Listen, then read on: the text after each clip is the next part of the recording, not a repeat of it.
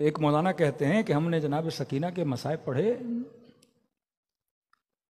कहते खातून आई, ईरान का वाक़या है, रोए जाएं कि मौलाना मुझे बड़ी बेचैनी है। क्या हुआ है? कहा मैंने ख्वाब देखा है, उस ख्वाब ने मुझे बेचैन कर दिया। क्या देखा है? कि कल मैं आपकी मजलिस में आई थी, मजलिस हो रही थी, मेरी 2 बच्चियां आई, मजलिस में बैठी थीं। अब जाहिर है बच्चे माँ से कभी पानी मांगते हैं, कभी क्या मांगते हैं। तो कहती हैं, जिस तरह मैंने कहा ईरान की मजलिसों में चाय भी चलती है बीच बीच में, तो कह रही है चाय का ट्रे आया और कुछ खवातीन ने चाय, 1 कप चाय का बचा। तो मेरी जो बड़ी बेटी थी उसने कहा मुझे चाय पीनी है, तो मैंने उसको चाय दी। छोटी वाली देख रही थी, उसने कहा कि मुझे भी चाय चाहिए।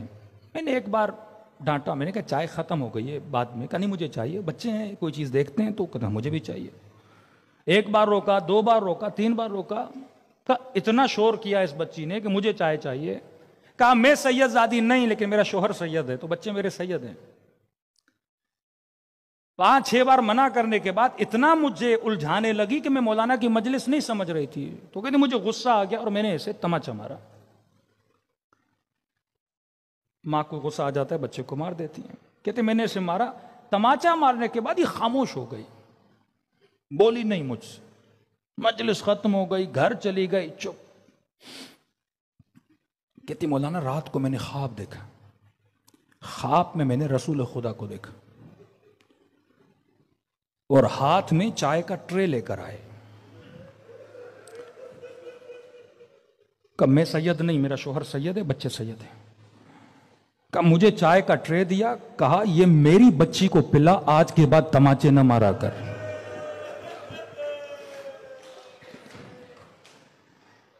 कहा जब से ख्वाब देखा है मुझे सुकून नहीं है। मौलाना ने समझाया, ये रसूल समझाने के लिए आए थे कि बच्चों को मारा न करो। नस्लों के इतने फासले के बाद भी अगर कोई सैयद बच्ची को तमाचा मारे, रसूल बर्दाश्त नहीं कर रहे।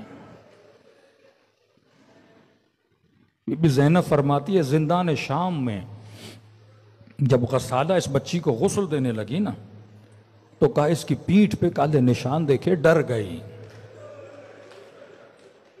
कहा इस बच्ची की मां कहां है? यतीमा बच्ची, मां कहां आगे बढ़ती? बीबी ज़ैनब ने कहा मेरी बच्ची है। कहा बीबी ये बता इस बच्ची को कोई बीमारी थी? कहा क्यों? कहा इसकी पीठ पे इतने काले निशान क्यों हैं?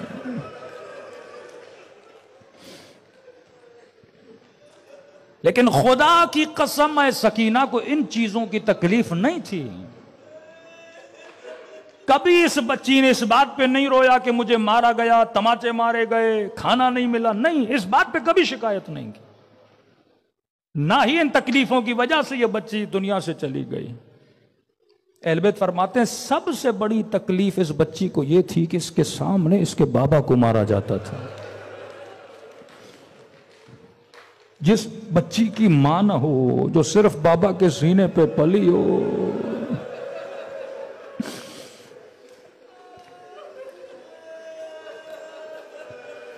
ये रिवायत मैंने आज पढ़ी का जैसे ये बच्ची शहीद हुई, वाकया लंबा है। फरमाती है रात के अंधेरे में इस बच्ची ने ख्वाब देखा। ख्वाब में देखती हैं कि बाबा आए हैं, उसी तरह जिस तरह घर में सीने पे सुलाते थे, सकीना को सीने पे सुलाया है। अब ये ख्वाब देख के नींद से उठती हैं, जैसे उठती हैं तो फिर कहती है मेरा बाबा कहां है, मेरा बाबा कहां है। कहती इतना रोई कि अशकिया की नींदें खराब हो गई। इस लई ने कहा ये बच्ची क्यों रो रही है? कहा बाबा को याद कर रही है। कहा एक काम कर, बाबा का सर भेज ताकि हमेशा के लिए चुप हो जाए। इतने नजदीक से सकीना ने बाबा का सर पहले नहीं देखा था।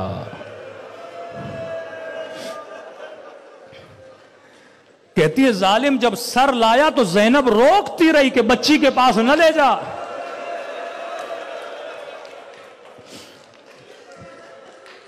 दो रिवायतें, एक रिवायत सर देखा, बच्ची ने एक लफ्ज नहीं बोला, उसी चुपी में दुनिया से चली गई। दूसरी रिवाज ये है कि सर को सीने से लगाया, 2-3 बैन किए कि बाबा उसका हाथ बड़ा था।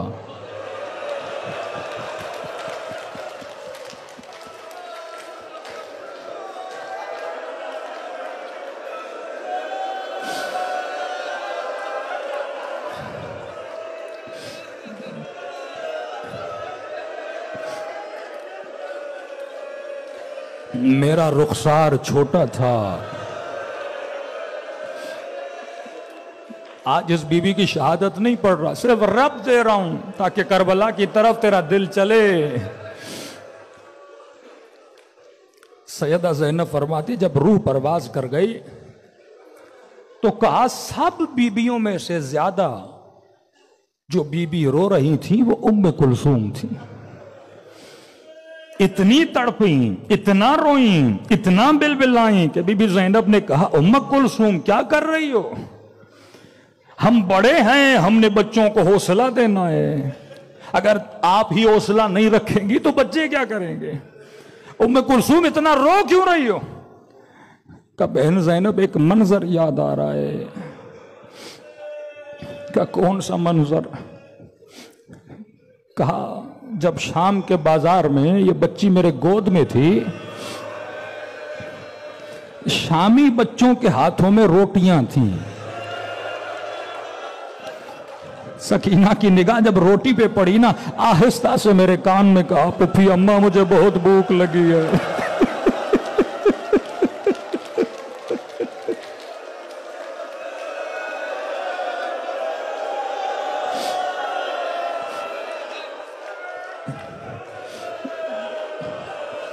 ज़ैनब मैं रो रही हूं, मैं सकीना को रोटी भी न दे सकी।